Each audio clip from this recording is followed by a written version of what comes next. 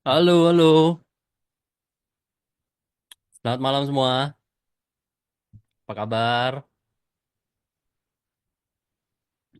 Market hari ini seru. Hari terakhir perdagangan sebelum libur panjang. Market kita IHSG kita turun dalam. Ya, terus juga hari ini rilis laporan keuangan BCA ya. Dan laporan keuangannya bagus. Ya, bertumbuh. Ya, kita suka perusahaan yang seperti itu. Fundamentalnya bagus, bertumbuh, harga sahamnya turun. Ya.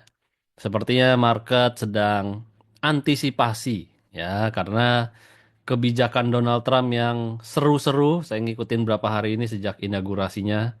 Inaugurasinya malam-malam saya nonton, saya dengerin speech pertamanya. Wah, itu bombastis banget, seru banget. Banyak kontroversi dan kemudian kemarin tanda tangan pertama order eksekutif order ya keputusan presiden. Banyak banget. Ditambah sekarang ya terjadi penumpukan di perbatasan selatan Amerika, para imigran yang dideportasi. Wah, jadi kayaknya feeling-feeling saya market banyak yang exit, ya banyak yang exit dari market Indonesia karena ini libur panjang, anything can happen. Jadi lebih baik mereka exit dulu sebagian. Jadi nanti kalau ada apa-apa mereka sudah aman dan nanti kalau memang aman-aman aja, baik-baik aja mereka bisa masuk lagi gitu. So, hari terakhir nih. Yes, exciting. Hari terakhir. Ada pertanyaan sebelum kita lanjut materi hari terakhir? Of course, Pak Respati. Yes. Exciting moment. Tahun ini saran saya satu, teman-teman. Disiplin nabung saham. Pasti. Waduh, Anda akan dapat good investment this year. Ya. Enggak this year, maksudnya this year ini masa-masa kita disiplin nabungnya, tapi nanti next year perhaps atau akhir tahun atau mungkin pertengahan tahun, it's gonna be ya ketika sahamnya udah mulai naik ya itu baru kita panen. Pajak saham gimana coach? Pajak saham kenapa? Kan udah final 0,1%. Final. PPh final. Pada saat kita jual otomatis kenapa sudah bayar pajak pada saat jual sahamnya. Kecuali dividen ya. Dividen belum final, dividen itu manual. Tapi kalau dividennya Anda nggak ambil, Anda maksudnya tidak Anda withdraw, tapi Anda belikan saham lagi, tidak kena pajak.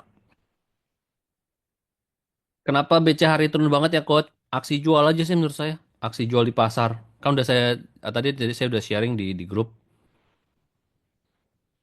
asing jualan. Hari ini asing jualan 1 triliun saham BCA. Net sale 739 M. Wah, 1 triliun jualannya asing. Pak Ivan sudah join 30 Days Challenge.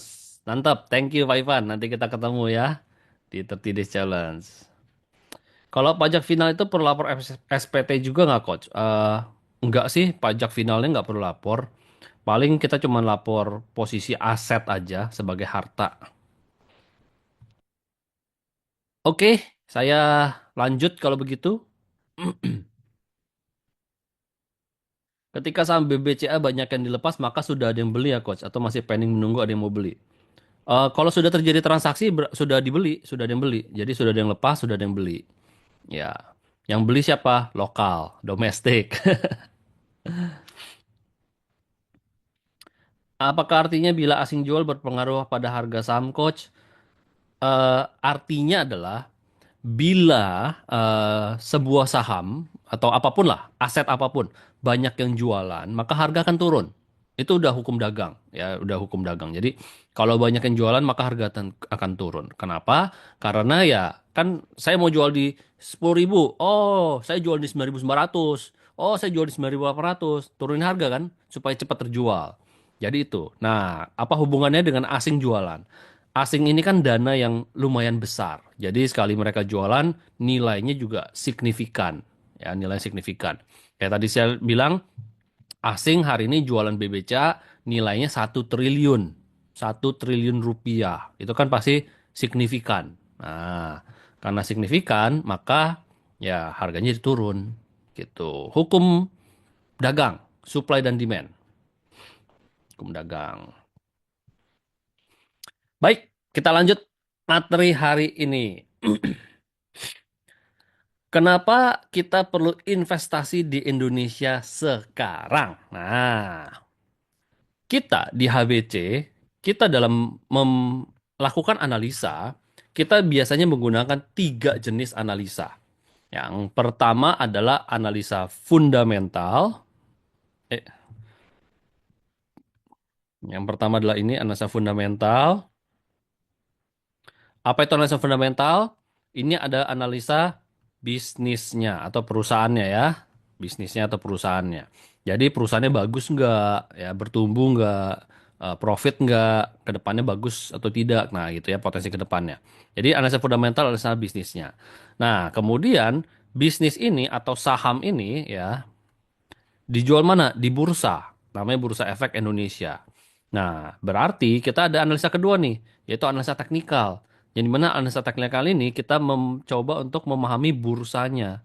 Nah, contohnya barusan kita bahas, oh asing jualan, oh teknikalnya turun, nah karena asing jualan, gitu ya.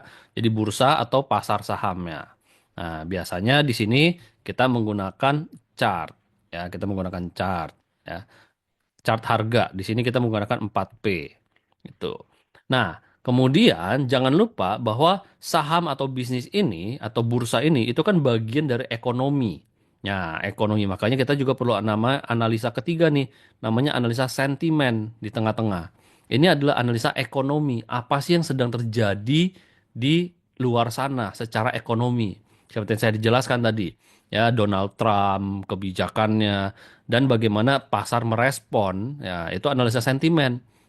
Sehingga kita tahu nih, saat ini market sedang defensif atau agresif. Saya perlu defensif atau perlu agresif. Nah, itu. Ya, analisa sentimen. Ya, apa yang dilakukan Donald Trump, Pak Prabowo nantinya, dan sebagainya, itu penting untuk kita cari tahu. Karena itu akan mempengaruhi eh, pasar secara keseluruhan. Nah, ditopang dengan yang namanya manajemen risiko sebagai penopangnya. Jadi, framework lengkap kita di HBC kita sebut namanya FTSR. Ya, analisa fundamental, teknikal, sentimen, dan risk management. Gitu. Jadi nggak cuman analisa fundamental aja. Nah, walaupun untuk investasi, bobot terbesarnya ada di analisa fundamental. Ya. Kenapa kita berani beli, kayak misalnya BCA turun, wah turun dalam ya. Kenapa kita berani beli? Karena kita tahu fundamentalnya. Nah, kalau kita nggak tahu fundamentalnya, kita langsung galau. Aduh, ini ikutan jual nggak nih? Cut loss nggak nih? Atau apa gitu ya. Nah, panik kan? Karena nggak paham. Nah, kalau kita paham fundamentalnya, kita paham bisnisnya, maka ketika dia jualan, hehehe, kita senang ya. Kita paham. Gitu. Kita tahu apa yang harus dilakukan. Nah, atas dasar itu, biasanya, kan teman-teman suka nanya nih, Coach, 900 saham, gimana kita analisa fundamentalnya satu-satu? Mana ada waktunya? Ya benar, nggak mungkin kita analisa 900 saham sendirian. Jadi apa? Bagaimana caranya kita memilih saham-saham yang mau kita analisa? Jadi kita di HBC memiliki 2 pendekatan. Yang satu namanya top down, ya, analisa top down dari atas ke bawah. Yang satu lagi analisa bottom up, dari bawah ke atas. Nah, apa itu analisa top down dan bottom up? Bottom up ini biasanya adalah situasional ya. Jadi kalau saya menemukan saham-saham atau perusahaan-perusahaan yang menarik, dari mana? Dari misalnya baca koran. Baca koran, ada berita, ada artikel yang menarik. Menarik nih perusahaan ini. Coba saya pelajari. Oh, menarik nih. Sektornya juga menarik. Oh, kondisi makronya juga mendukung. Nah, itu salah satunya.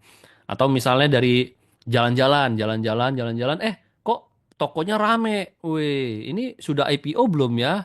Coba cari, udah IPO. Coba pelajari. Nah, itu juga sama. Atau dari rumor, dari apa kata orang, apa kata teman, Fer, pernah dengar saham ini nggak? Katanya begini-begini. Oh ya, menarik ya. Coba deh saya pelajari lebih lanjut. Jadi kita nggak FOMO, nggak, oh ya, langsung beli, beli. Enggak, tapi kita coba saya pelajari lebih lanjut. Nah, gitu. Jadi itu yang kita sebut namanya bottom up. Nah, jadi situasional. Nah, kalau ini situasional berarti yang rutinnya apa? Yang rutinnya adalah analisa top down. Nah, jadi kalau kita bicara analisa top down, kebalikannya. Kita mulai dari ekonomi makro dulu. Dari apa sih yang terjadi dalam kondisi di pasar global. Dalam hal ini misalnya contohnya Donald Trump, perang Rusia-Ukraina, perang Timur Tengah, konflik Timur Tengah dan sebagainya. Ya, EV, electric vehicle, mobil listrik, kendaraan listrik, AI, kecerdasan buatan, dan sebagainya. China, Taiwan, apa yang terjadi. Nah, semua itu kita analisa. Ya, kita cari tahu. Kita selalu update. Makanya kenapa setiap hari kita baca koran, supaya kita update. Supaya apa? Supaya kita tahu apa yang sedang terjadi di sana, dan kita menemukan yang namanya mega trend. Artinya apa? Tren besar. Tren besar yang apa? Yang bisa mempengaruhi kondisi Indonesia. Nah, dan kalau bisa mempengaruhi kondisi Indonesia, kira-kira sektor mana nih yang akan terpengaruh? Dan kalau sektor itu terpengaruh dan pengaruhnya positif, kita cari tahu bisnis-bisnis yang bagus di sektor tersebut. Jadi inilah bagaimana cara kita melakukan screening saham atau sektor mana nih yang kita mau invest. Kemudian dari sektor tersebut baru kita pilih bisnis-bisnis yang terbaik di sana. Jadi kita nggak cuman ketika kita analisa perusahaan di sektor tertentu, kita nggak cuma analisa satu bisnis. Sama lah kayak Anda mau beli apa? Beli baju, pakaian atau beli-beli. Kalau saya pribadi saya suka gadget. Jadi kalau misalnya saya mau beli handphone, dulu waktu zaman sebelum saya beralih ke Apple ya, handphone kan ada macam-macam tuh. Ada Samsung, ada Xiaomi, ada Oppo ya, ada Huawei macam-macam kan dengan fiturnya masing-masing. Jadi yang saya lakukan, saya akan mempelajari, oke, Samsung ada apa aja, Xiaomi ada apa aja, Oppo ada apa aja. Nah, itu terus habis itu saya dapat the best dari setiap brand, saya pilih mana nih yang saya pilih nih. Oh, keunggulan Samsung dibandingkan Xiaomi apa ya? Nah, gitu kan. Nah, dari situ baru saya pilih, oh saya beli ini aja deh setelah saya membandingkan. Nah, saham juga sama. Jadi kita nggak cuma analisa satu bisnis, biasa kita analisa beberapa. Ya, beberapa, terus kemudian kita baru memutuskan. Gitu. Coach, apakah kebijakan pemerintah, terutama janji-janji presiden atau keputusan pemerintah terkait industri tertentu, akan mempengaruhi sentimen harga saham? Misal saat COVID dulu, kebijakan vaksin membuat saham kesehatan jadi naik. Benarkah seperti itu? Atau sekarang misalnya janji perumahan atau janji makan siang gratis ini akan berdampak pada saham properti dan konsumer? Yes, itu kan namanya sentimen. Ya, sentimen ini kan akan menggerakkan orang. Baik atau ada orang yang melihat ada kesempatan, atau ada orang yang melihat ini sebagai kekhawatiran. Dan itu pasti akan menggerakkan orang. Ya, either nanti gerakannya adalah membeli atau menjual.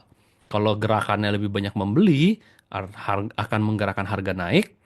Kalau menggerakkan lebih banyak menjual, akan bikin harga turun. Jadi ya pasti, itu adalah sentimen. Ekonomi makro. Itu yang kita salah satu yang kita analisa. Ya, Coach, apakah bursa China pun terbuka untuk asing? China tidak terbuka untuk asing. Tapi kalau kita mau beli saham China, biasanya kita beli lewat bursa Hong Kong, Hang Seng. Ya, jadi perusahaan-perusahaan besar di China mereka listing di Hong Kong. Ya, walaupun ada juga sebagian yang listing di US. Ya, tapi kebanyakan di Hong Kong. Jadi kita lewat Hong Kong biasanya. Nah, oke. Nah, sekarang saya akan menjelaskan proses bagaimana kita menemukan saham-saham yang bagus berdasarkan top down analysis seperti ini, gitu. Nah, jadi untuk dasar itu saya akan menceritakan apa sih yang sedang terjadi di dunia dan kilas balik dari tahun 2020 sampai tahun 2023. Jadi study case ke belakang ya, karena kita nggak bisa prediksi ke depan, kita pelajari yang ke belakang yang sudah terjadi supaya Anda bisa apa ya? Oh gitu tuh cara analisanya ya gitu. Oke. Kita mulai dari tahun 2020. Jadi saya akan bercerita tentang apa yang terjadi di dunia selama ya 4 tahun terakhir. Ya, 4 tahun terakhir. 2020 adalah tahun yang sangat kritis, ya, sangat kritikal, sangat penting. Kenapa? Karena dia meriset segalanya dan dampaknya masih terasa sampai detik ini. Ya. Tahun 2020 adalah tahun pandemi, di mana kita semua di seluruh dunia kena serangan virus COVID-19. Nah, sehingga virus yang mematikan ini membuat seluruh dunia di lockdown. Ya, di rumah aja, dikunci, tidak bisa beroperasi, semuanya isolasi, ya, isolasi. Nah, dampak dari lockdown ini apa? Bisnis-bisnis tidak bisa berjalan, orang-orang tidak bisa bekerja, sehingga menyebabkan yang namanya resesi global. Ya, resesi global tahun 2020. Apa yang dimaksud dengan resesi? Resesi adalah kondisi di mana ekonomi sebuah negara itu minus, artinya turun ya dibandingkan tahun sebelumnya. Selama apa? Selama 6 bulan berturut-turut. Nah, jadi 6 bulan ekonominya turun disebut namanya resesi. Nah, pada saat pandemi kemarin, seluruh dunia mengalami resesi kecuali China. Yang dimana China ekonominya dipegang penuh sama pemerintahnya. Gitu. Sementara the rest of the world, semua negara yang lain, termasuk Indonesia, masuk ke dalam jurang resesi ekonomi. Nah, oke. Nah, ini ya tadi saya bilang ya, termasuk Indonesia. Ya, sejak triwulan kedua 2020, ekonomi kita minus, ya minus. Nah, termasuk Indonesia. Oke, so apa strategi kita ketika terjadi hal seperti itu? Ya, satu buah kejadian besar yang terdampak di seluruh dunia. Nah, yang pertama yang harus kita pahami adalah karakteristik dari pasar saham. Ketika market sedang panik, apalagi COVID-19 adalah penyakit yang memakan jiwa, bisa membunuh, ya penyakit yang sangat mematikan, semua orang panik sehingga yang mereka lakukan adalah mereka keluar dari pasar. Mereka pegang cash. Nah, itu ya kata kuncinya. Nah, sehingga bursa saham di seluruh dunia, termasuk Indonesia, itu rontok. Nah, bursa saham kita rontok nih. Dari level 6 ribuan sampai ke level 4 ribuan. Dalam banget rontoknya. Ya 50%-an kayaknya nih. Ya, berapa nih? Ya, dalam lah. 40%. Ya, dalam banget, dalam banget. Nah, ini situasi yang kita sebut namanya apa? Panic selling. Nah, dalam situasi ekonomi panic selling seperti ini, situasi pasar panic selling seperti ini, strategi kita apa? Nah, strateginya adalah carilah perusahaan yang fundamentalnya paling bagus, yang kemungkinan besar tidak terdampak oleh situasi pada saat tersebut, artinya perusahaan yang masih bisa beroperasi, masih bisa stabil, kecil kemungkinan bangkrut. Nah, cari fundamentalnya paling bagus. Nah, dan merem. Beli. Ya, beli. Karena ini yang kita sebut namanya great sale. Diskon besar-besaran. Nah, atas dasar strategi prinsip itu, teman-teman ada kepikiran nggak saham apa yang paling masuk kriteria? Ya, kira-kira nih. Saham apa nih yang paling masuk kriteria? Ingat, kondisi panik. Semua saham dijual. Baik fundamental bagus, fundamental jelek, dijual semuanya. Gila-gilaan. Nah, jadi kita cari perusahaan yang fundamentalnya kuat, strong, bagus. Nah, kesehatan, sektor rumah sakit bermasalah. Kenapa masalahnya? BPJS, problem. Banyak rumah sakit yang hampir kolaps. Nggak dibayar BPJS. Nah, farmasi. Farmasi nggak bisa produksi dong. Pabrik. Nah, nggak bisa produksi. Ya. Indomie. Pabrik, nggak bisa produksi. Nah, perbankan, yes. Ya, perbankan. Properti, orang nggak mikirin properti. Orang nggak mikirin properti pada saat itu. Ya, tapi ya rata-rata ya semua saham pulih kok. Ya, rata-rata pada pulih. Ya, Anda lihat tidak nyampe 1 tahun IHSG kita balik ke level semula. Ya, balik ke level semula. Nah, jadi apapun sebenarnya apapun yang Anda beli, baik yang tadi Anda sebut, baik itu properti, consumer goods, telkom, apapun itu, kemungkinan besar balik rebound. Tapi dari sekian banyak yang Anda sebutkan, nomor satu otomatis dalam kondisi seperti ini yang harus Anda beli adalah apa? Bank, banking, otomatis yang harus Anda beli adalah banking. Prioritas pertama, Anda borong BCA, ya. BCA dari level 6 ribuan turun sama kayak IHSG sampai ke level 4 ribuan. Ya, penurunnya lebih kecil dibandingkan IHSG ya karena ini very strong company, tapi ya tidak nyampe 1 tahun recover ya dari level terendahnya sampai ke akhir tahun recover. Profitnya kalau saya nggak salah ingat sekitar 50-an, 57% kalau nggak salah. Kalau nggak salah. 57% tidak sampai 1 tahun saham BCA. Wah, itu great sell banget. Dalam setahun bisa dapat 15% aja udah bagus BCA. Ya, 15-20%. Bisa dapat 57%. Keren. Fantastis. Ya, kalau Anda terusin lagi sampai kemarin harga tertinggi di 10.000, wah, udah 100, hampir 150%. Wah. Wah, BCA 150% dalam berapa tahun? Fantastis. Ya, tidak usah khawatir perusahaannya bakal bangkrut. Kita tahu BCA solid, karena kalau BCA bangkrut, wah, ekonomi kita bermasalah. Ya, ya udah, safe, aman, tidur nyenyak, dapat duit 150%. Nah, dan tentu ada saham-saham yang lain. Tapi prioritas pertama tuh adalah ini. Gitu. That's how we play. Ya, bagaimana kita mendapatkan saham yang returnnya bisa 100%. Ya. Oke, tahun 2020 ya. Nah, tahun 2021 masuk ke mana? Tema besar kita 2021 adalah recovery. Nah, recovery.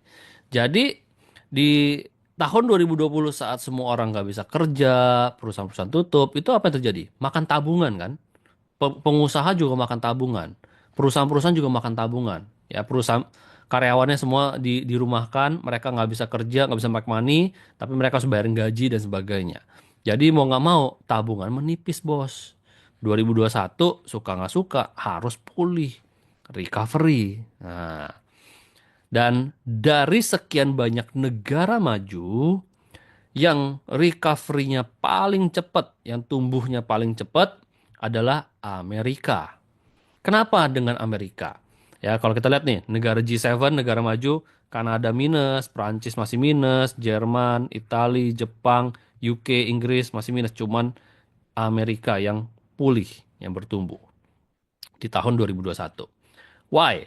Karena pada saat itu terjadi namanya The Biden Boom, di mana Joe Biden bagi-bagi duit gratis. Dia memberikan insentif bantuan langsung BLT, bantuan langsung transfer. Kalau kita kan bantuan langsung tunai. Mereka bantuan langsung transfer, ya insentif besar-besaran ke seluruh rakyatnya dia. Ya sampai datanya di tahun 2021 setiap orang ya memiliki $354 lebih banyak dibandingkan tahun 2019. Bayangkan, per bulan. Per bulan mereka punya duit $354 lebih banyak dibandingkan 2019. Jadi orang-orang di Amerika banyak duit. Wah, ditransferin duit terus gitu. Nah, terus kalau mereka di rumah nggak bisa kerja, dikasih duit, ada berlebih duit, apa yang mereka lakukan? Duitnya dipakai buat apa? Buat belanja. Ya pastilah ada kebutuhan-kebutuhan, tapi yang pasti mereka pikir adalah penghasilan.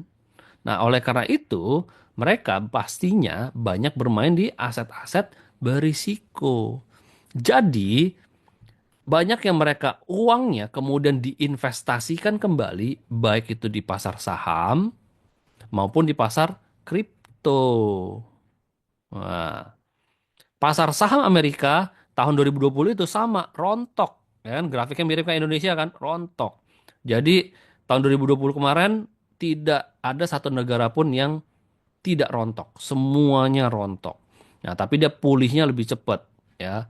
Bulan apa nih? Juli, Agustus ya. Agustus mereka sudah pulih.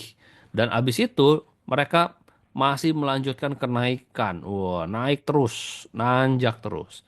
Ya, bedanya sama Indonesia di sini.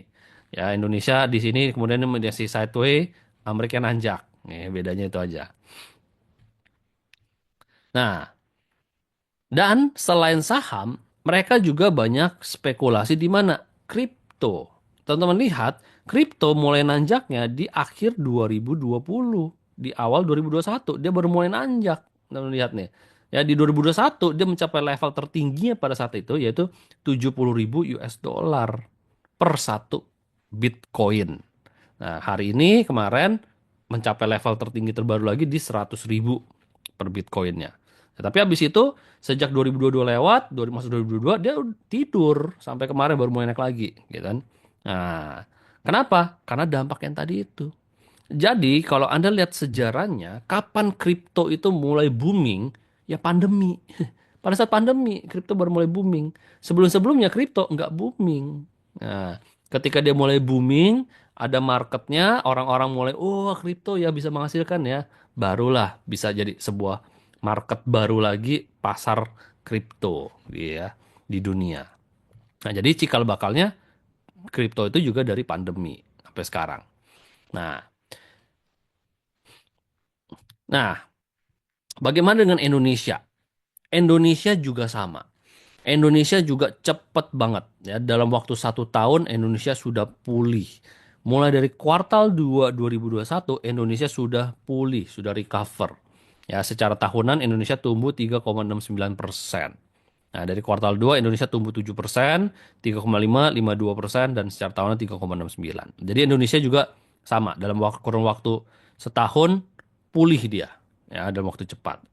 Bahkan lebih luar biasanya lagi adalah PDB kita Indonesia itu tertinggi sepanjang masa. Ya, ini 2019 di sini ya, 2020 turun, 2021 naik bahkan melebihi tertinggi sepanjang masa dia, all time high. Ya, naiknya fantastis, luar biasa. Wah, kenapa? Kok pulihnya bisa cepet banget? Kok ekonominya bisa naik drastis? Nah, nanti saya jelaskan di setelah ini. Ya, karena salah satu faktornya adalah komoditas. Nah, tapi nanti saya jelaskan di sini. Nah, kalau kondisinya adalah tahun pemulihan, ya, tahun pemulihan, di mana orang-orang revenge trading, ya, apapun yang tadi turun udah otomatis masih naik lah. Tapi kita bicara fundamental. Kira-kira perusahaan mana yang secara fundamental akan sangat bagus di tahun 2021? Kebutuhan-kebutuhan apa yang akan naik kira-kira 2021? Ya, ada satu hal yang menjadi kebutuhan pokok ketika orang-orang mau mulai lagi keluar menghasilkan uang. Apa itu kira-kira? Ya, kalau mau kalau mau apa? Kalau mau ketemu sanak famili, kalau mau kerja, kalau mau ngantor, kalau mau ya apa ya? Ya kerja semua lah, naik pesawat, kereta semuanya butuh banget ya. PDB itu apa, Coach? Oke, PDB itu adalah produk domestik bruto atau bahasa Inggrisnya GDP, Gross Domestic Product ya. GDP, PDB sama. Jadi anggap aja ini kayak eh, transaksi ekonomi di sebuah negara. Jadi seluruh transaksi ekonomi digabungin, nah gitu, digabungin. Nah, kira-kira anggap aja kayak omset sebuah perusahaan. Nah, ini omset sebuah negara. Jadi semua transaksi ekonomi terjadi di sebuah negara digabungin. Nah, itu namanya PDB. Ya, gitu. Jadi anggap aja kayak omset sebuah perusahaan. Nah, omsetnya naik nih, tertinggi sepanjang masa. Nah, apa aja? Importer vaksin, nggak ada sahamnya. Masker producer, nggak ada sahamnya. Transportasi dan logistik, yes, is very good. Ya, transportasi logistik. ASA kita dapat 666% ya. Obat-obat seperti vitamin, not really. Swab dan PCR, yes. Swab dan PCR menjadi kebutuhan pokok. Oleh karena itu, mata kita langsung mikir, oke, rumah sakit, lab. Nah, setelah kita meriset yang namanya rumah sakit, ternyata rumah sakit kondisinya adalah, kacau. Karena apa? Karena BPJS. Ya, banyak yang tidak bayar, ekonomi, ya cash flow mereka bermasalah lah. Nah, kemudian pilihan kita jatuh pada yang kedua, yaitu apa? Laboratorium, yang dimana dia cuma murni swab dan PCR, nggak ada ngurusin BPJS-nya, lain-lain gitu. Nah, karena waktu COVID, rumah sakit penuh kan, penuh, semua orang nyari tabung oksigen dan sebagainya, tapi banyak juga yang pakai BPJS dan sebagainya, sehingga problem tuh keuangan mereka. So, pilihan kita yang the best adalah laboratorium. Di Indonesia, tidak banyak perusahaan laboratorium. Cuman ada dua. Satu yang terbesar di Indonesia, market leader terbesar di Indonesia. Yang satu lagi masih kecil. Jadi ya sudah, kita pilihlah yang terbesar di Indonesia. Yaitu adalah Prodia. Ya, Prodia laboratorium terbesar di Indonesia. Nah, sekali lagi, kita nggak pernah tahu kapan dia akan naik. Cuman kita melihat, wih, dengan lahirnya laboratorium ini, pendapatannya bakal bagus banget nih. Ya, termasuk salah satunya ya, kesehatan ya, Sido muncul juga. Kita juga ada Sido muncul, jangan lupa. Nah, jadi ya invest aja nih. Ya, dari awal tahun, dari harga 3.500 kita nggak pernah tahu kapan dia naiknya. Nah, ketika dia naik, persisnya di sini di Juli, yaitu pengumuman PSBB dibuka. Di hari itu tiba-tiba langsung harga sahamnya duas terbang. Dalam waktu seminggu ya naik sampai ke level 9.200-an. Ya, ya mereka yang invest dari awal sudah profit 3 kali lipat, kurang lebih dua kali lipatan lah ya, 2 kali lipatan, ya 2 kali lipat. Nah, naik 2 kali lipat, lumayan 100% lebih dapatnya. Nah, jadi itu bagaimana cara kita screening sektor dan ke emitennya. Yes, Pak Zainal. Nah, sekarang kita masuk ke tahun 2022. Di mana tema besar kita pada saat itu adalah stagflasi. Apa itu stagflasi? Stagflasi adalah kondisi di mana ekonomi sebuah negara itu, ekonominya itu stagnan, nggak growth, tapi inflasi naik tinggi. Wah, kenapa ekonomi bisa nggak growth? Karena ya orang-orang masih struggling. Ya, orang-orang masih struggling. Dari 2021 baru mulai, 2022 masih struggling lah ya. Masih struggling. Nah, sementara muncul problem baru nih, yaitu apa? Inflasi. Nah, kenapa bisa ada inflasi? Satu, ya, waktu pandemi, pabrik-pabrik tutup sehingga dari sisi supply hilang, ya kan? Orang-orang belanja, makan apa? Makan inventory. Nah, ketika orang-orang mulai beraktivitas kembali tahun 2021, ada juga yang mulai revenge trading, ya salah satunya MAP, ya kita suka banget dengan MAP, ya salah satu sampilan kita juga waktu itu. Revenge trading, ya orang mulai balik ke mall, mulai belanja. Jadi apa nih? Demand-nya tiba-tiba meledak. Demand meledak, supply-nya terbatas. Ya, supply baru mulai ngejar lagi di tahun 2021. Baru mulai ngejar lagi nih. Wah, sehingga inflasinya naik, barang-barang naik, harga naik. Nah, ditambah apalagi US banyak duitnya gitu kan. Ekonominya tumbuh terus. Supply-nya nggak ngejar gitu. Sehingga inflasi naik di mana-mana. Ditambah terjadi kenaikan ledakan harga energi. Ya, harga energi terjadi ledakan, terjadi kenaikan harga energi yang juga menyebabkan inflasi super tinggi di seluruh dunia. Nah, itu yang terjadi. Nah, ya. Jadi negara-negara seluruh dunia mengalami inflasi sangat tinggi. Negara maju hampir double digit, Amerika, Jerman, Inggris 9%, Amerika sampai titik tertinggi 9,1% kalau saya nggak salah ingat. Tinggi banget. Kenapa Amerika negara maju cuman hampir 10% dibilang tinggi banget? Padahal negara-negara berkembang ya kayak ya apa nih apa namanya, Paraguay, Uruguay, saya lupa. Ya 210% ya. Turki 73%, bahkan kemarin nyampe ke hampir 90%. Argentina 72%, bahkan naik sampai 100 sekian persen. Ratusan persen negara-negara. Nah, kok negara maju cuma 10% dibilang super tinggi? Karena dampak dari ripple effect. Nah, meski 10% tapi nominalnya lebih gede, betul. Ripple effect. Ya, negara maju, nah harga naik menyebabkan yang lain-lainnya naik. Ambil contoh, Amerika. Amerika inflasinya naik, ya double. Dolarnya naik, harga energinya naik, jasanya naik, semuanya naik. Nah, ke negara yang lain, mereka naikin harga juga karena yang Amerika naik. Ya, karena yang lain naik lagi, naik lagi. Ripple effect gitu. Nah, jadi hampir seluruh negara di seluruh dunia itu mengalami inflasi yang super tinggi ya, kecuali negara-negara yang biru-biru ini. Ya, kalau teman perhatikan Indonesia termasuk salah satunya yang inflasinya di bawah 5%. Ya, Indonesia, Jepang, China ya. Makanya kenapa orang-orang Indonesia itu ngerasa ekonomi kita baik-baik aja. Ngerasa setelah pandemi kok ya baik-baik aja ya. Waktu pandemi aja kita baik-baik aja, kerasanya ya ada ada tolak angin ya. Orang baik-baik aja ngerasanya ya. Orang Indonesia tuh memang luar biasa ya. Jadi kenapa? Karena inflasi kita sangat-sangat terjaga. Ya, pemerintah kita jago ngejagainnya, plus ditambah ada kenaikan harga energi waktu itu yang menjadi salah satu pemasukan kita, negara kita yang luar biasa, yang besar gitu. Nah, untuk mengatasi inflasi super tinggi ini, maka yang dilakukan adalah bank sentral, ya, pemerintah melalui bank sentralnya itu menaikkan suku bunga. Nah, jadi hampir seluruh bank sentral di seluruh dunia itu menaikkan suku bunga yang hike, yang hike hike ini. Hike ini artinya menurunkan suku bunga, hijau cut itu menurunkan.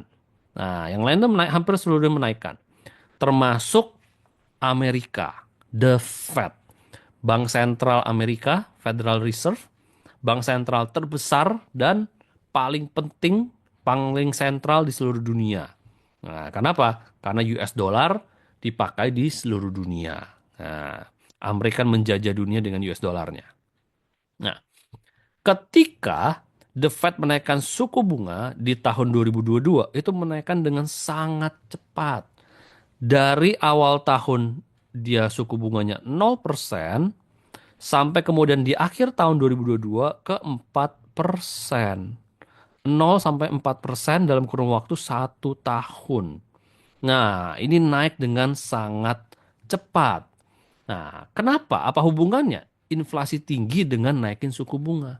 Nah, ingat penyebab dari inflasi tinggi ini karena ledakan demand. Ya, ledakan demand. Jadi harapannya ketika suku bunga ini naik, perusahaan-perusahaan ini akan mengalami kesulitan untuk ekspansi.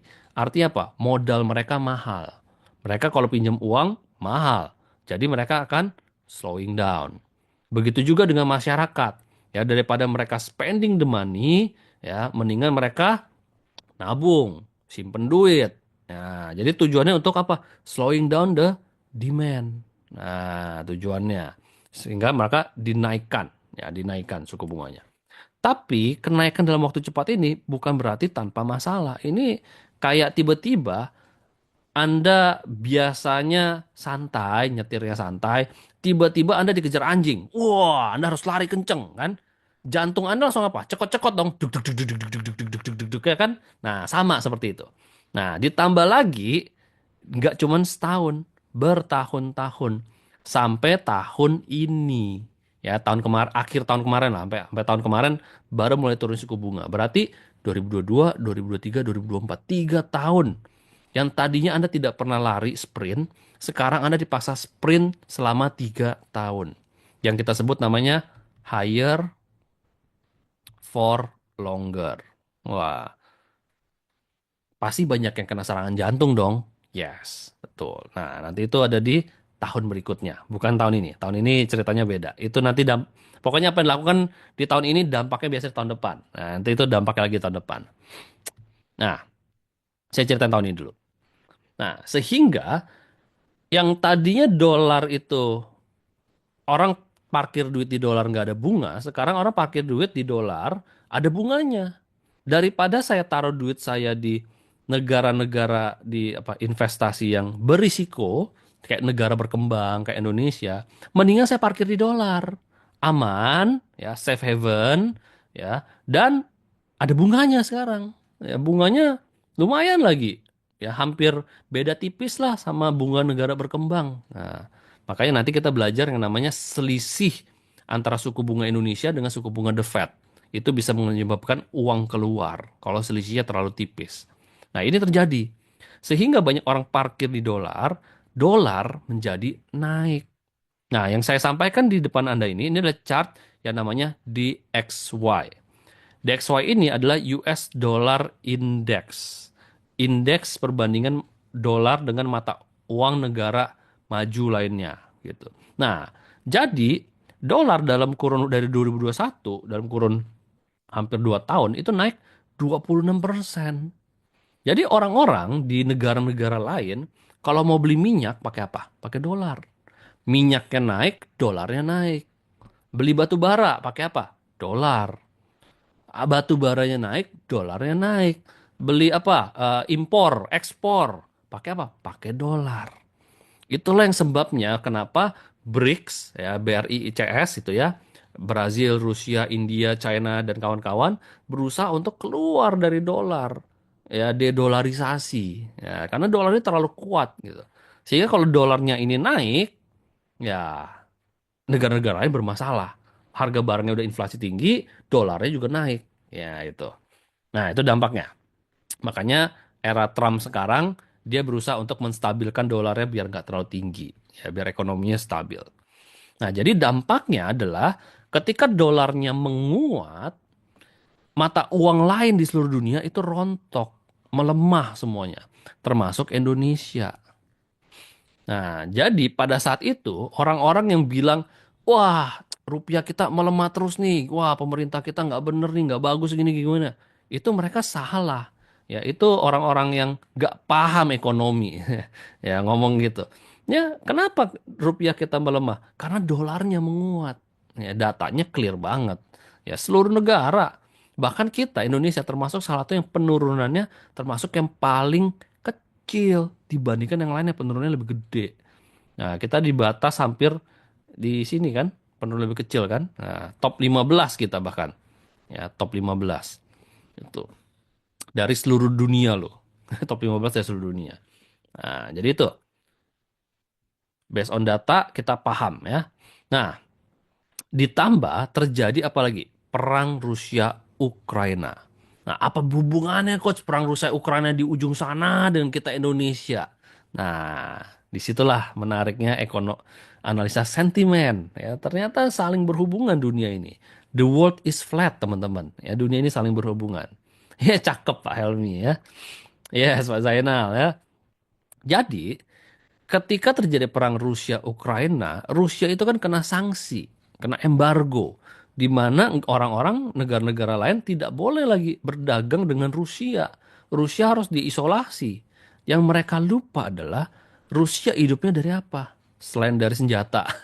Ya, mereka hidupnya dari energi, sumber alam. Mereka termasuk eksportir energi terbesar di dunia. Mereka punya minyak bumi terbesar ketiga di dunia. Makanya mereka masuk dalam OPEC Plus. Ya, tiga, tiga, tiga terbesar penghasil minyak itu adalah eh, Arab, US, Rusia. Nah, ini terbesar ketiga. Gitu. Jangan lupa. Gas terbesar kedua. Bahkan mereka supply ke apa? Ke Eropa. Eropa itu at the mercy of Rusia. Nah, emang yang pipanya ya meledak itu, yang kita nggak tahu itu diledakin sama US atau kecelakaan. Yang pasti itu gas alam terbesar kedua di dunia. Bahkan supply ke em, kemana? Ke Eropa ya sebagai energi bersih. gitu. Punya titanium, punya uranium, batu bara terbesar keenam di dunia. Nah, jadi bayangkan pada saat itu sampai saat ini sebenarnya kondisi kita itu sedang krisis energi, teman-teman.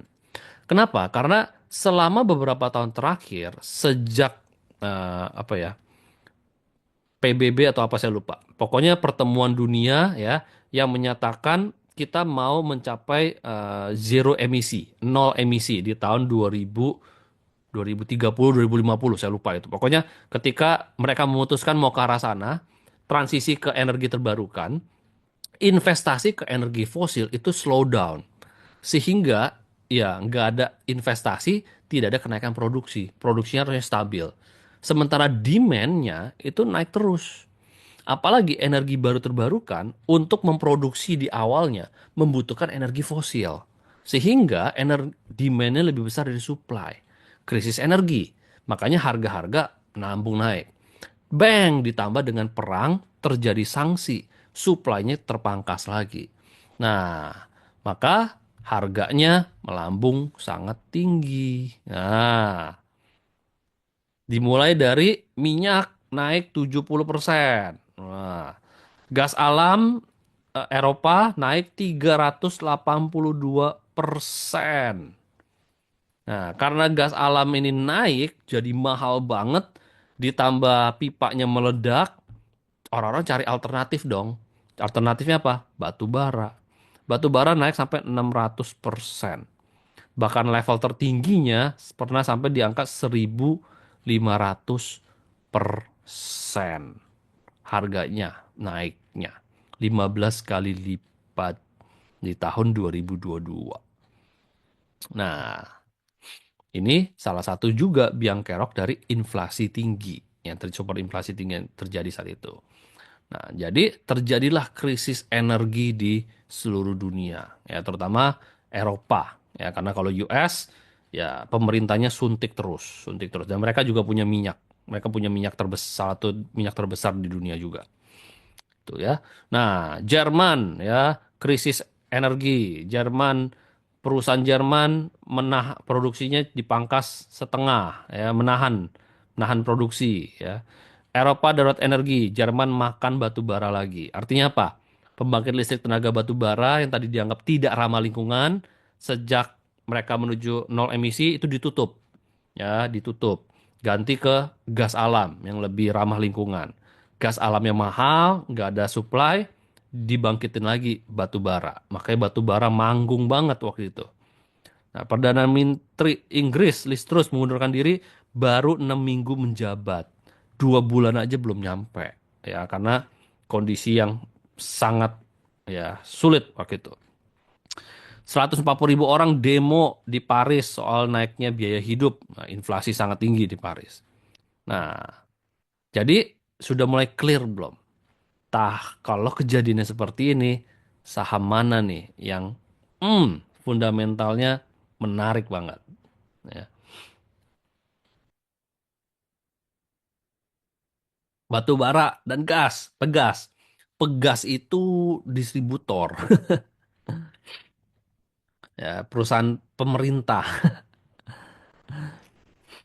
Yes, tapi dapat dapat bayangannya, dapat gambarannya. Betul banget. Kita banyak main di perusahaan batu bara akhirnya. Ya, batu bara komoditas, ya, komoditas energi, terutama energi ya.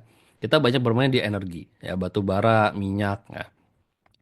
Jadi batu bara kita cuan lumayan dari ITMG, Adaro, apalagi macam-macam, banyak banget ya. Rata-rata beggar-beggar semua, double 100% 100% semua ya naikannya. Ya ITMG aja kenaikannya dari 20.000 sampai ke 40 ribuan. Wah, naik 2 kali lipat. Banyak lah, kita pesta pora lah ya batu bara. Jadi gitu caranya kita bermain untuk screening.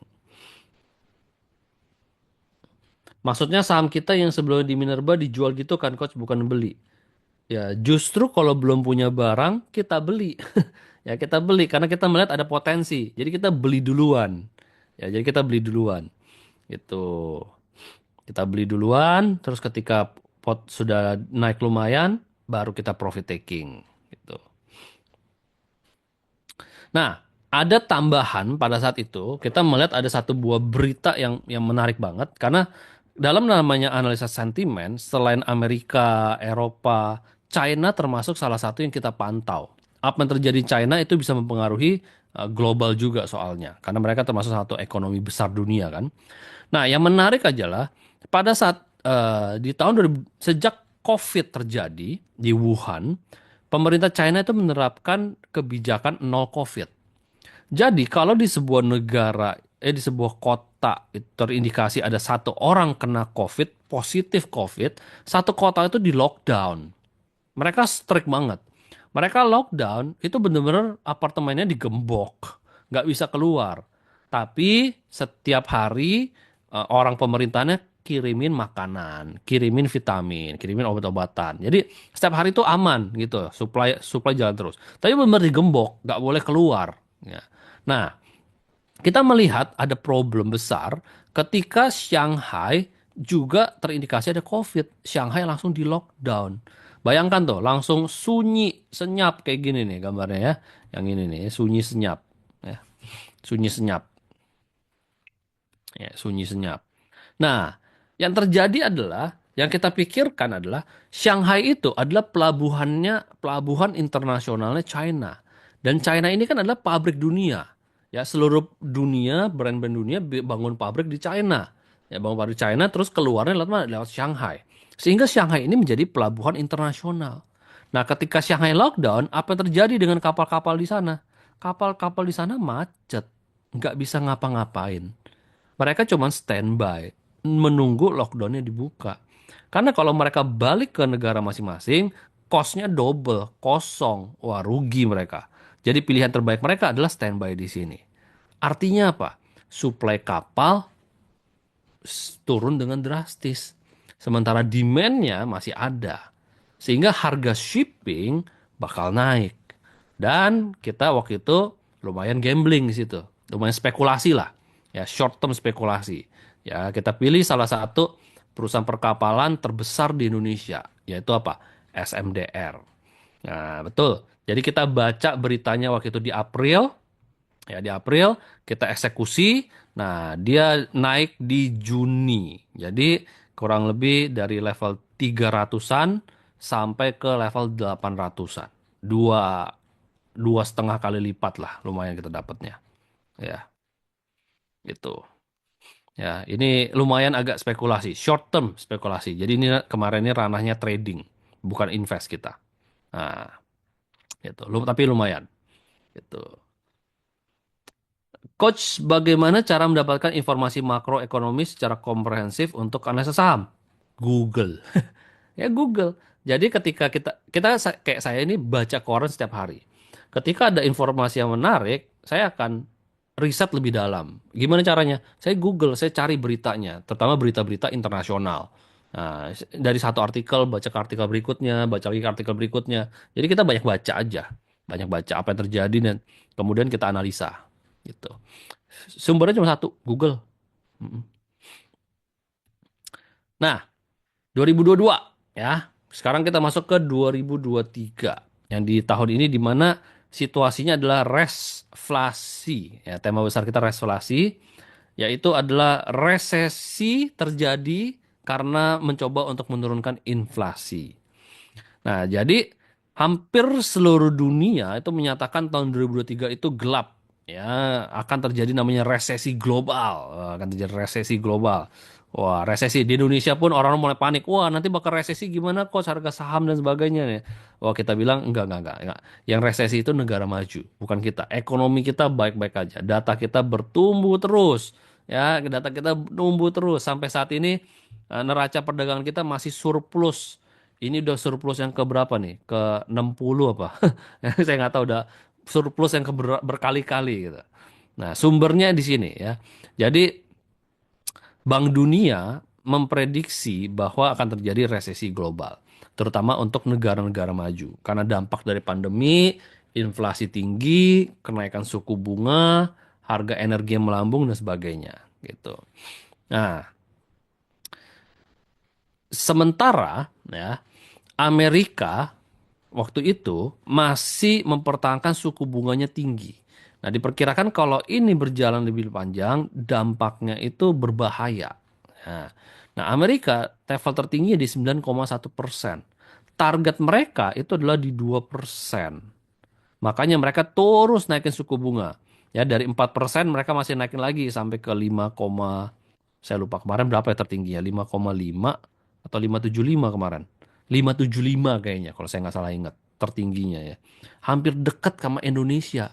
Makanya Indonesia kena money outflow. Ya, daripada saya invest di Indonesia selisih dikit udah invest di US. Ya gitu. Nah, targetnya itu ya. Nah, ini dampaknya ada. Ya, dampaknya ada. Kelamaan. Pakar-pakar ekonom seluruh dunia ya, Stanley Druckenmiller dan lain-lain, mereka bilang Amerika bakal resesi kalau begini terus. Terutama nanti di tahun 2023 ini ya. Bahkan keluar indikator yang memprediksi resesi yang tidak pernah meleset. Nah, dan menandakan bahwa Amerika menuju resesi. Ya diperkirakan di Maret 2023. Wah, sakti kan ada indikator kayak gini kan. Nah, tapi kenyataannya Amerika tidak resesi. Sampai detik ini Amerika tidak resesi. Why? Semua orang memprediksi bakal resesi. Kok enggak? Jawabannya adalah Biden boom. Biden terus menggelontorkan insentif besar-besaran ke seluruh sektor ekonominya dia supaya ekonominya dapat bertahan. Bagi-bagi duit. Nah, tapi apakah sebenarnya Amerika baik-baik aja? Jawabannya tidak baik-baik aja. Salah satunya adalah Amerika sempat beberapa kali hampir mengalami krisis. Nah, contohnya kayak krisis perbankan di awal tahun 2023. Nah, Tanda mungkin pernah dengar Silicon Valley Bank collapse, di rush besar-besaran. Nah, diikutin siapa lagi? Signature Bank, First Republic, terus sampai bank yang di Swiss, saya lupa tuh apa namanya. Bank terbesar juga tuh. Wah, collapse semuanya.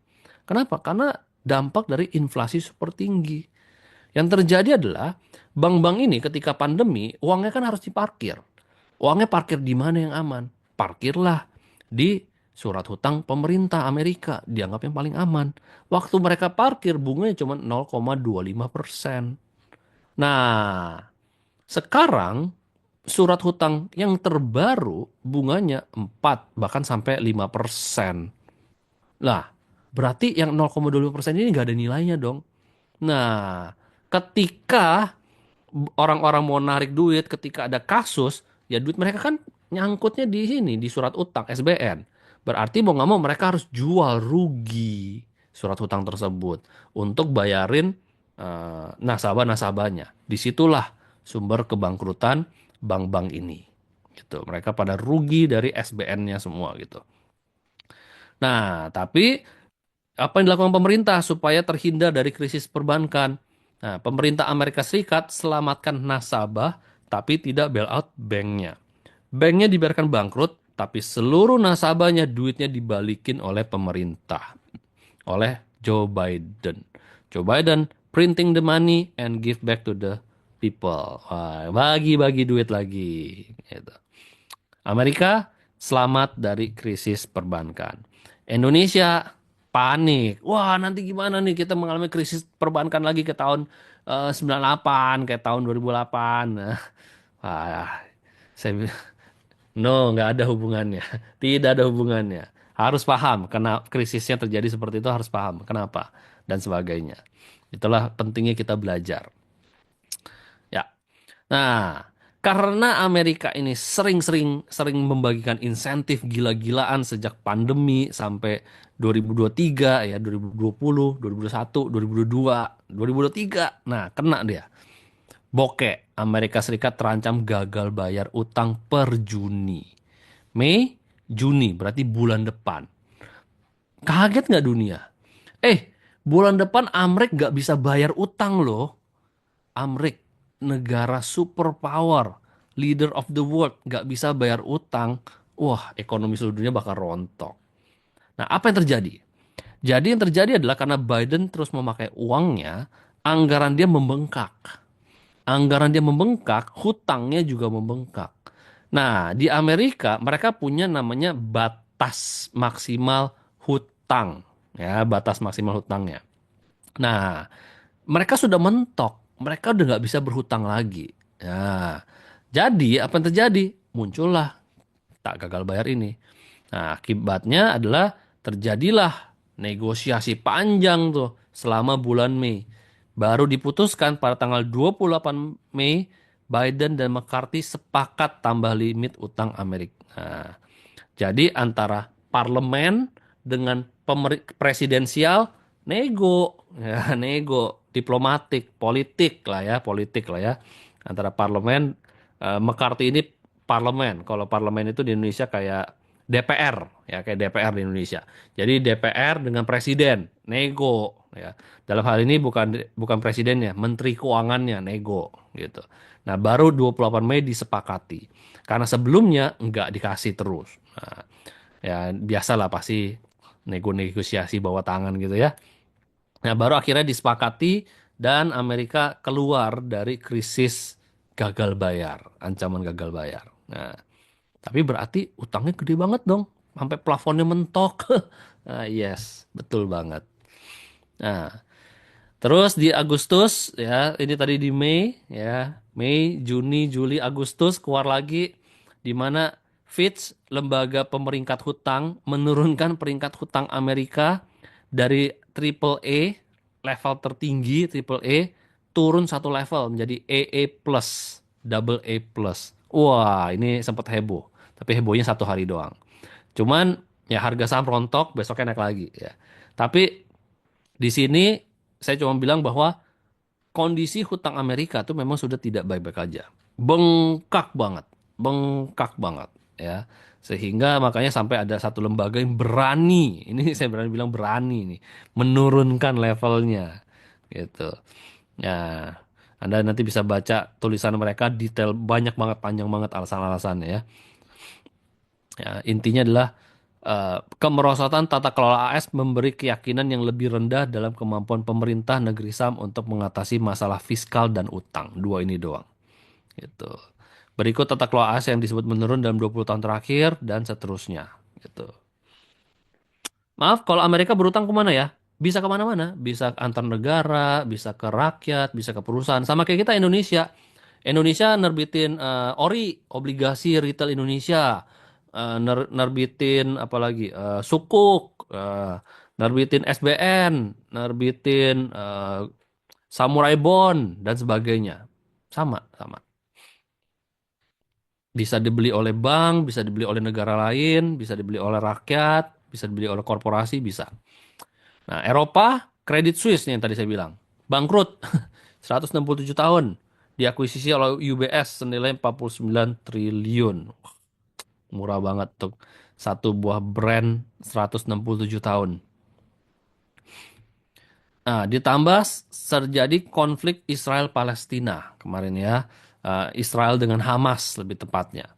Nah, di sini em, konflik tersebut ya membesar ya, dan kalau ini lebih membesar lagi bisa membawa-bawa negara-negara penghasil minyak di Timur Tengah, dan itu nanti bisa ada risiko dampaknya terhadap harga minyak.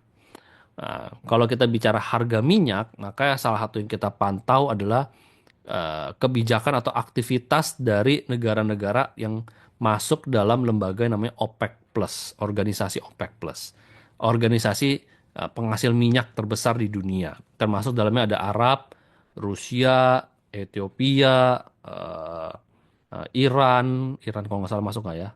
Ya pokoknya itulah negara penghasil minyak. Jadi apa yang mereka lakukan penting. Nah, di tahun kemarin itu mereka negara-negara OPEC Plus ini melakukan yang namanya pemangkasan produksi. Artinya supply diturunkan. Supply diturunkan tujuannya apa? Pasti tahu dong. Hukum ekonomi naikin harga. Nah, tapi selalu di counter dengan Amerika. Biasanya Amerika mengcounternya dengan cara apa? Mengeluarkan inventory mereka supaya harga kembali normal kembali, turun lagi. Nah, sama seperti sekarang nih. Donald Trump salah satu kebijakannya adalah dia akan meningkatkan supply minyak mereka gila-gilaan untuk nurunin harga. Ya, istilahnya Donald Trump, drill baby, drill. Ya, nonton di itunya dia bener-bener ngomong gitu, drill baby, drill ya. Bahasanya bukan bahasa presiden banget ya Donald Trump. Jadi kemungkinan konflik dengan OPEC Plus akan semakin gencar nih antara Donald Trump dengan OPEC Plus, negara Timur Tengah gitu. Ya, saya ada bikin konten di YouTube-nya HBC ya. Oke, konflik masih banyak di Laut Merah, Houthi, masih ada konflik juga, gangguan perkapalan masih ada kemungkinan terjadi untuk risiko. Ya, Arab Saudi, Iran sudah bergabung dengan BRICS, Indonesia sudah masuk dengan BRICS. Salah satu yang kita pantau berikutnya adalah kebijakan Donald Trump terhadap BRICS yang tadinya kalau nggak salah dengar dia mau menaikkan tarif 100% apa. Nah, mari kita lihat apakah itu akan terpengaruh dengan Indonesia atau enggak. Itu salah satu yang masih kita pantau.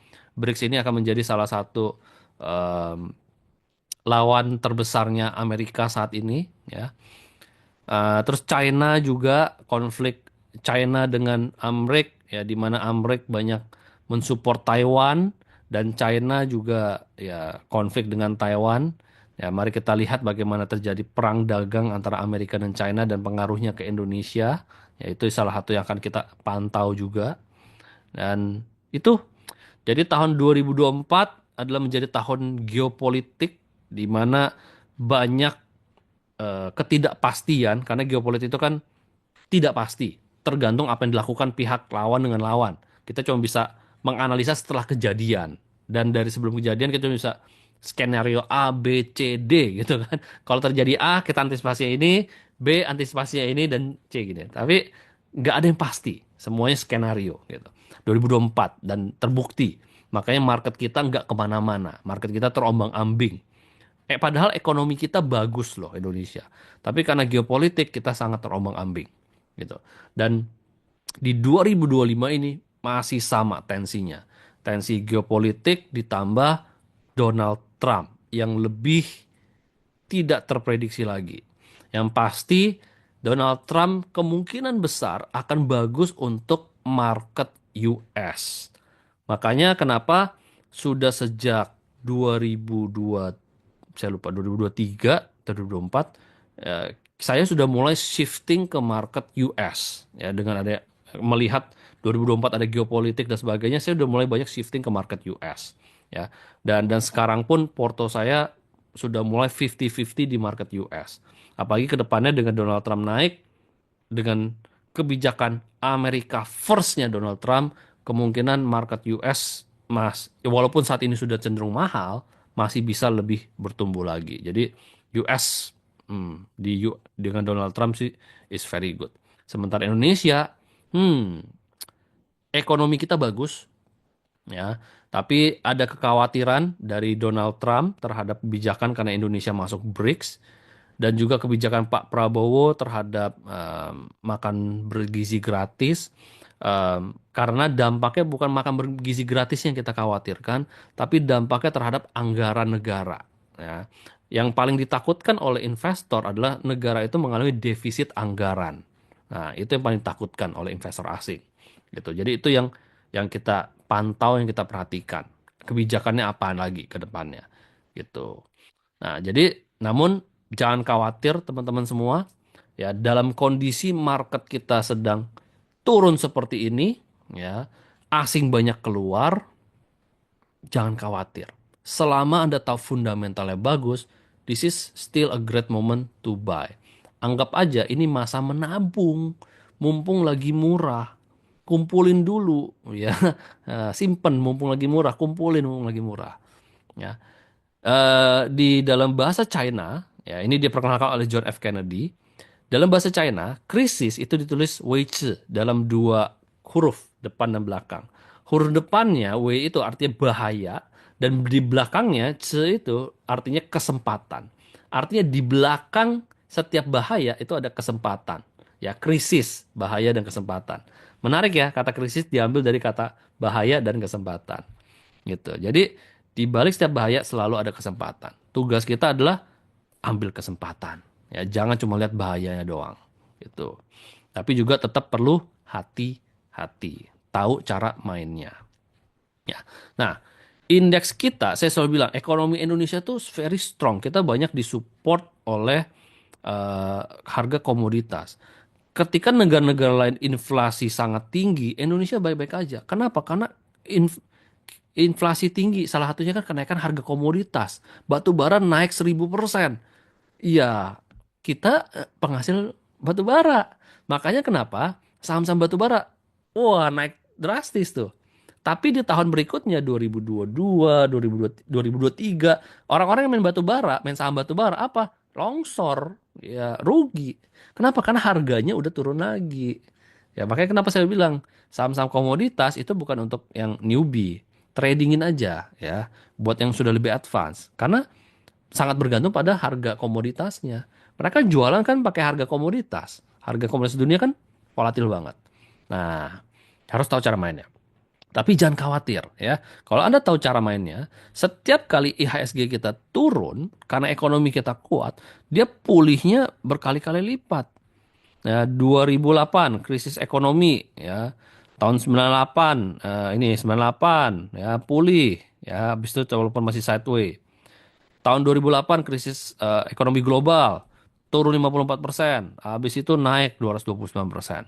Sebelum kemudian turun lagi 23% ya, naik 56%. Ya, pandemi kemarin turun lagi 30% ya, naik 59% ya. Nah, jadi jangan khawatir setiap kali turun, jadikan itu sebuah kesempatan untuk beli selama Anda yakin bahwa fundamental perusahaannya bagus.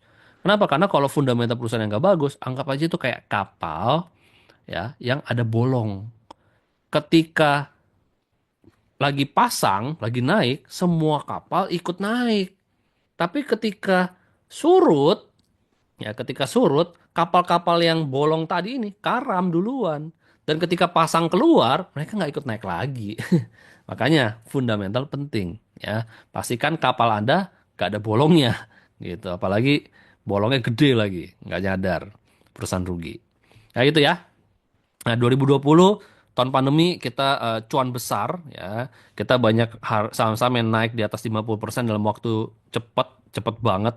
Ya kayak Wika kita dapat 88% dalam 8 bulan, CTRA dapat 84% dalam 7 bulan, BTPS dapat 60% dalam 3 bulan, Astra 60% dalam 8 bulan, Sido dan SMGR Semen Indonesia dapat 60% dalam waktu 7 bulan. Wah, kita panen besar lah. Ya, banyak portofolio kita double-double tahun pandemi kemarin. So, krisis adalah kesempatan selama kita tahu cara mainnya. Ya. Nah, salah satu tujuan kita investasi adalah mengalahkan inflasi.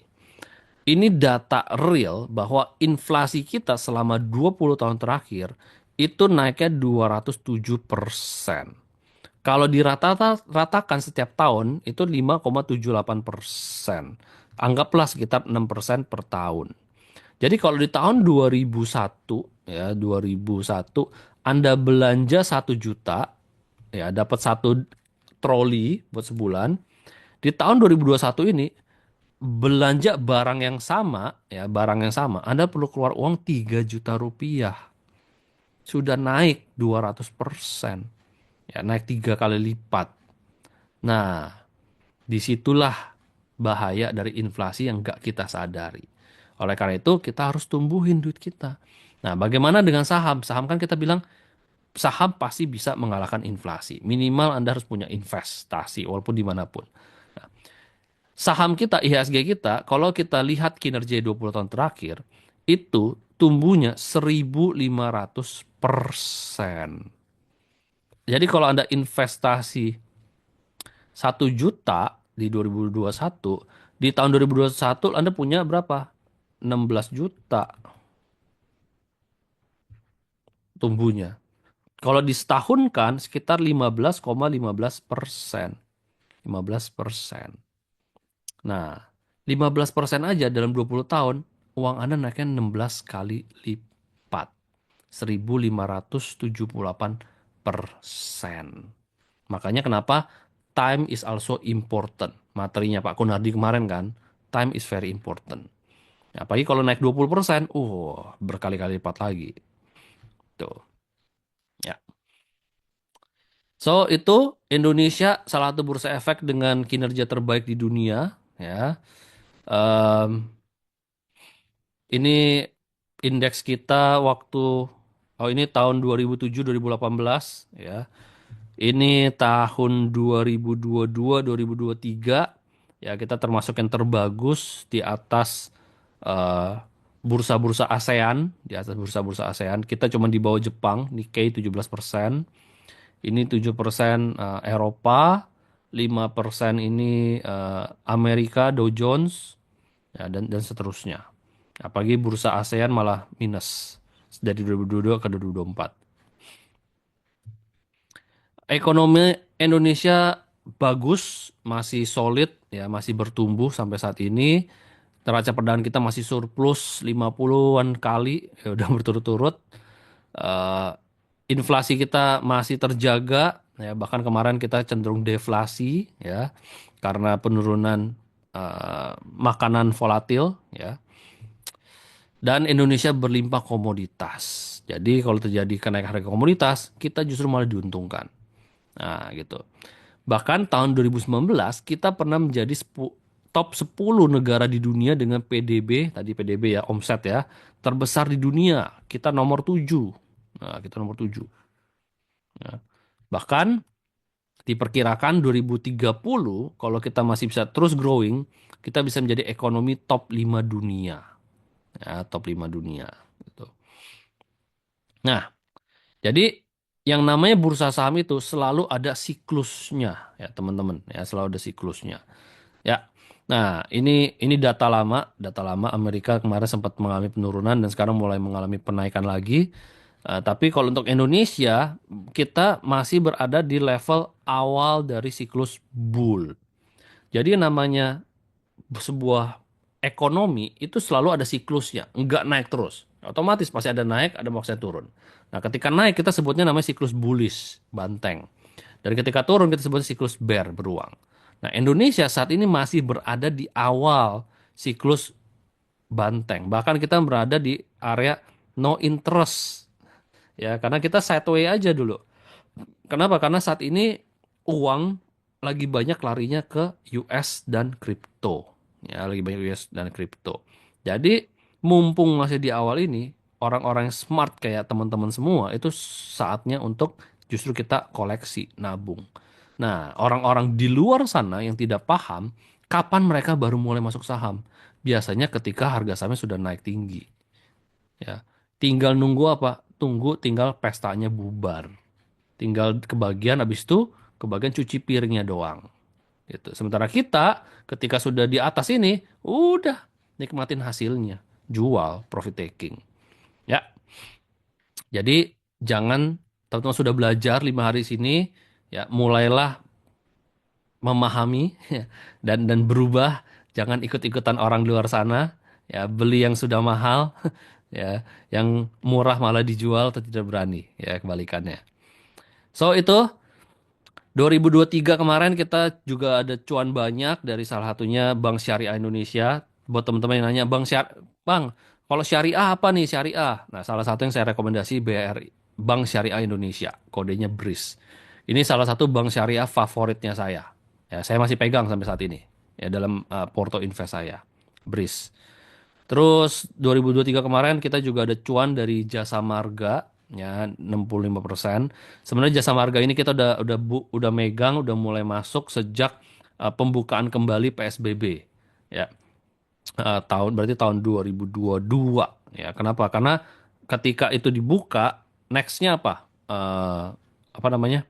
Eh, mudik. Nextnya mudik. Nah, mudik orang lah jalan tol. Nah, pendapatannya bakal naik tuh, bakal naik. Jadi kita mulai koleksi.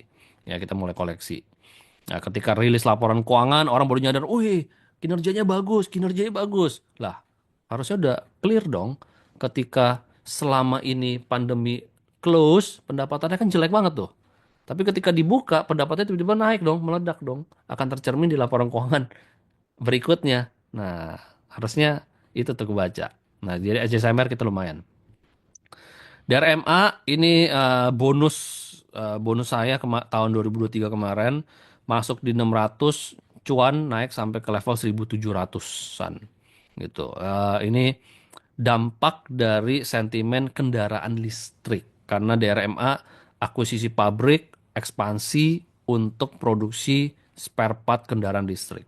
Ini salah satu grupnya sister company-nya ASA ya, miliknya Pak Teddy Rahmat juga, Dharma Polymetal gitu. So, itu teman-teman sekalian, semoga cerita saya tidak membosankan dan malah seru ya buat saya exciting banget, excited karena nggak banyak orang yang membahas hubungan antara makroekonomi sentimen dengan saham, apalagi bisa melihat sektor mana nih bisnis bisnis apa yang menarik. Percayalah ilmu yang saya sharingkan ini bukan hanya bermanfaat untuk di saham, tapi juga bermanfaat untuk teman-teman yang di sektor bisnis buat teman-teman pengusaha. Anda pasti nangkep banget lah pola pikirnya. Gitu, mau bisnis apa, mau dagang apa di Indonesia, dikaitkan dengan global economy. So, balik lagi ke slide pertama. Kalau ditanya kapan waktu terbaik untuk investasi di Indonesia, maka jawabannya adalah sekarang.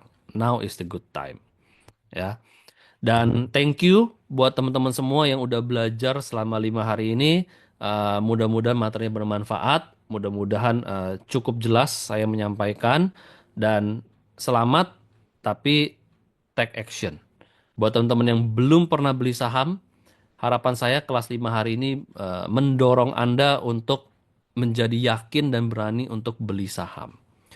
Pakailah uang kecil dulu. Pakailah uang yang Anda ikhlas dulu.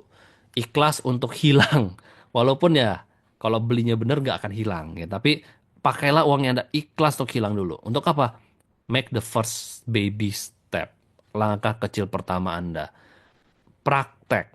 Ya, ilmu saham ini bukan ilmu yang rumit-rumit amat kok sebenarnya.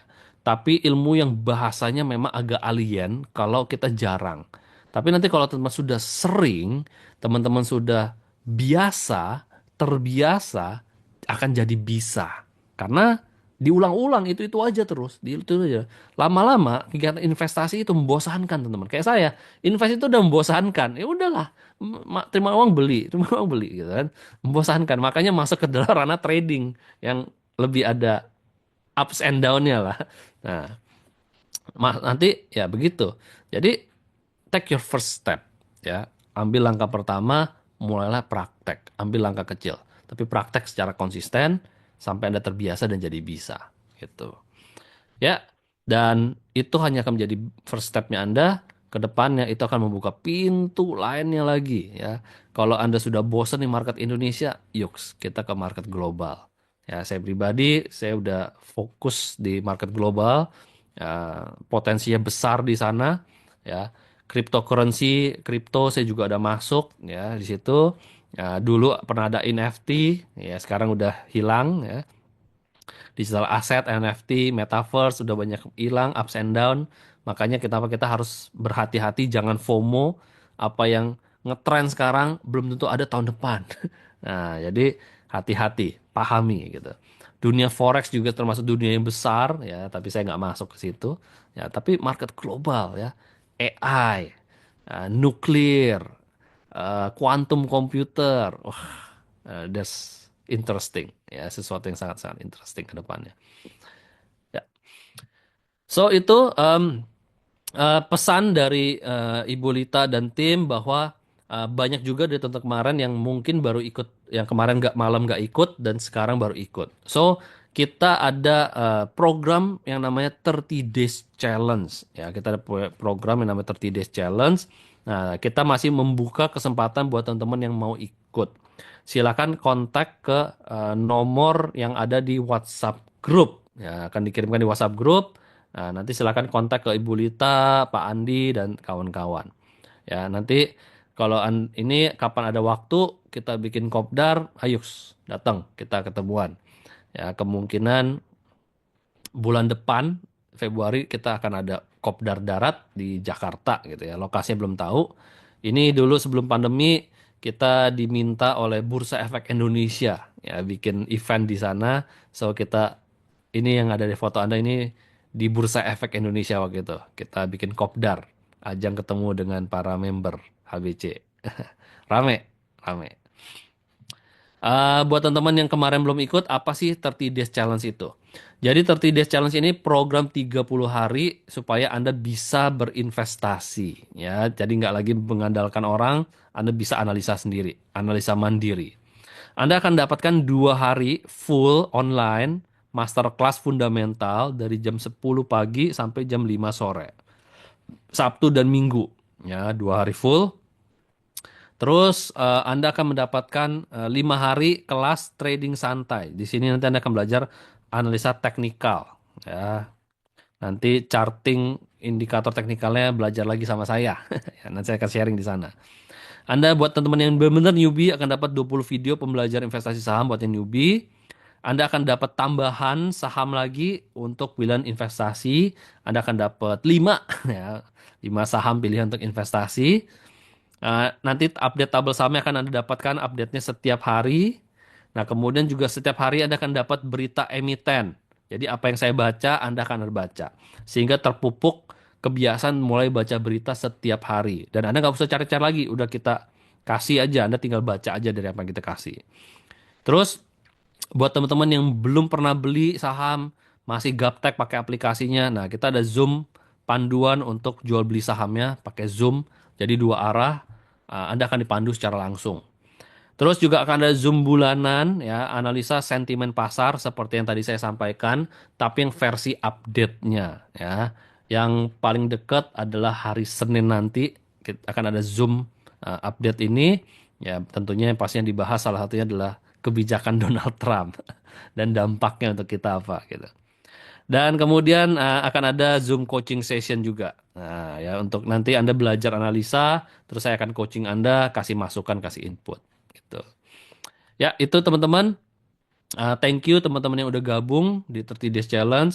Mudah-mudahan bermanfaat. Kapan-kapan ada kopdar kita bisa ketemu. Kayak ini kita bikin kopdar, kita ngundang para direksi dari Adi Sarana Armada. Ya, jadi direktur utama, direktur operasional, direktur keuangan, semuanya hadir gitu waktu itu. Ya, jadi percayalah HBC ini bukan komunitas gelap, artinya ilegal. No, kita cukup dikenal dan sudah karena kita udah lama dan termasuk satu yang terbesar, yang termasuk satu yang konsisten. Karena apa yang kita ajarkan itu standar internasional, bukan ilmu yang kita buat-buat, ya, bukan ilmu yang kita gimmick-gimmickin, ya, tapi semuanya standar internasional. Jadi untuk mereka yang profesional, mereka yang di dunia keuangan, oh ya udah standar lah ilmunya gitu. Jadi there's nothing special dengan ilmu di HBC, semuanya standar, tapi standarnya standar internasional, gitu. Makanya kita mencoba memberikan bukan yang aneh-aneh, tapi yang memang udah sesuai standar, ya gitu ya. Itu. So itu teman-teman, terakhir pesan dari penulis buku favorit saya, never allow waiting to become a habit. Jangan pernah biarkan menunggu menjadi sebuah kebiasaan. Ya. Live your dreams and take risks. Hidupi impian Anda dan ambil risiko. Life is happening now. Hidup terjadi saat ini. Ya. Jangan menunggu kondisi membaik, terus aja berlatih justru agar kondisi jadi baik, jadi membaik gitu. Ya, sip. Terima kasih semuanya. Silakan kalau masih ada beberapa pertanyaan yang mungkin bingung, saya mau masih bisa lah. Ya, Friday night ya, nggak kemana-mana juga.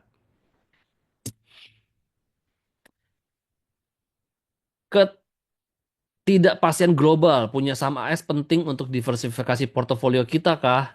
Yes. Buat saya, yes, yes, yes. Ya. Oh, kok geleng-geleng? Yes, yes, yes, yes. Thank you, Murika.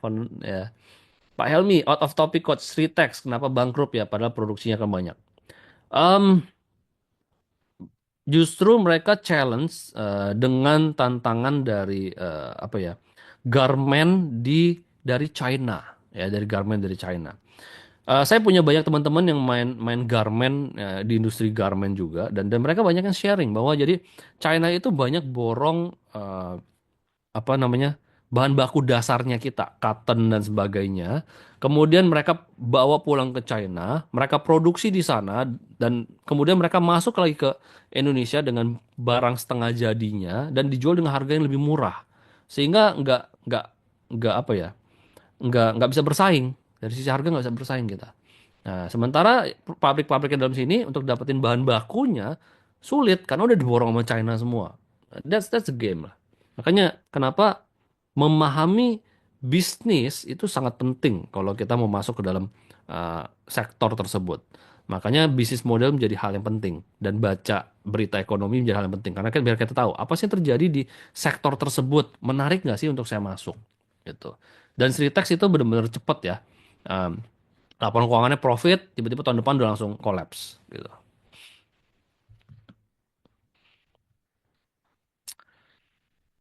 Coach saham-saham syariah dari 5 sektor yang kemudian kan kira-kira ada pandangan awal kah dari HBC? Eh, di setiap sektor itu ada saham syariahnya kok, sama aja. Mm-mm. Thank you Bu Desi, yes. Terima kasih banyak Coach, benar-benar pencerahan bagi pemula seperti saya. Maju terus, thank you. Thank you Pak Arizal, Pak Lius, thank you Pak Randy. Wah berat topik hari ini Coach. Dientengin aja, dientengin aja. Ya, lama-lama juga terbiasa.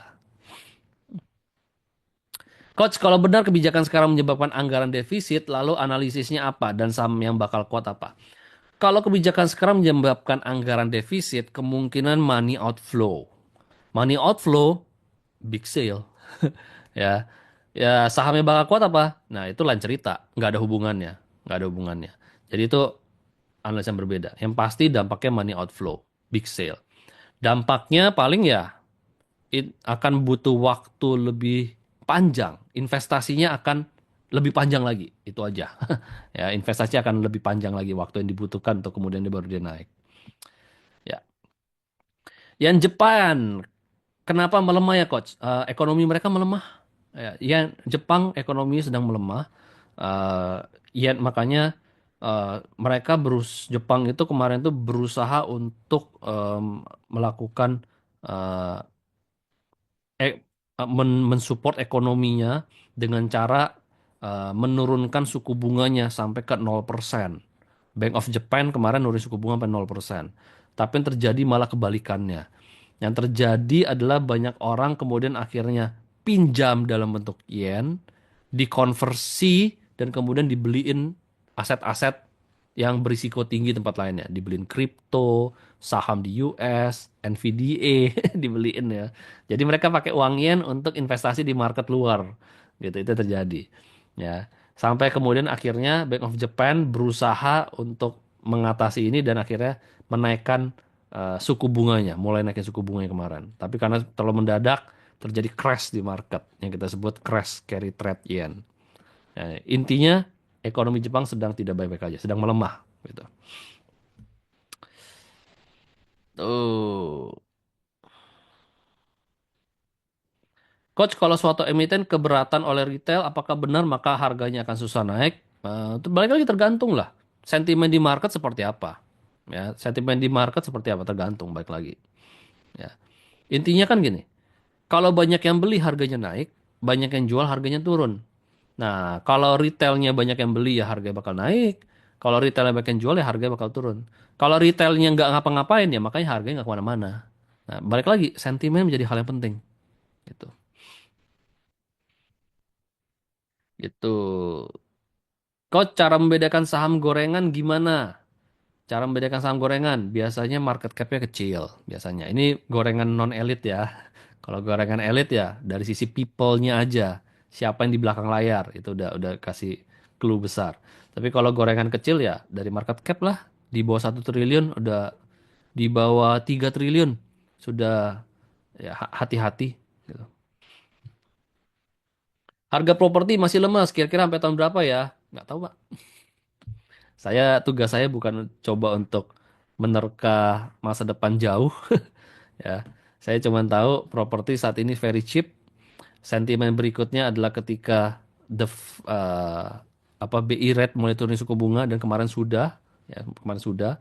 Jadi satu level sudah mulai nanti mulai turun lagi dan kemudian yang berikutnya kita tunggu adalah kebijakan pemerintah dari sisi properti ya sehingga meningkatkan animo masyarakat untuk mulai beli properti lagi, investasi properti lagi. Tuh. Harapannya sih sampai tahun ini aja, harapannya Pak Helmi. Karena tahun ini kan salah satu sentimennya kan adalah suku bunga dari seluruh negara sudah mulai turun, gitu. Coach, daftar emiten yang bagus sudah bisa di-share kah? 10-20%. Di 30 days nanti akan dapat 5 lagi, akan dapat 5 emiten. Nanti dapat Pak Bayu. Pak Bayu kan kemarin sudah daftar, nanti dapat. Tuh. Ya, barusan sudah di itu tuh Breeze. Tadi juga udah saya sebutin secara nggak langsung beberapa yang saya bilang masih ada di porto saya.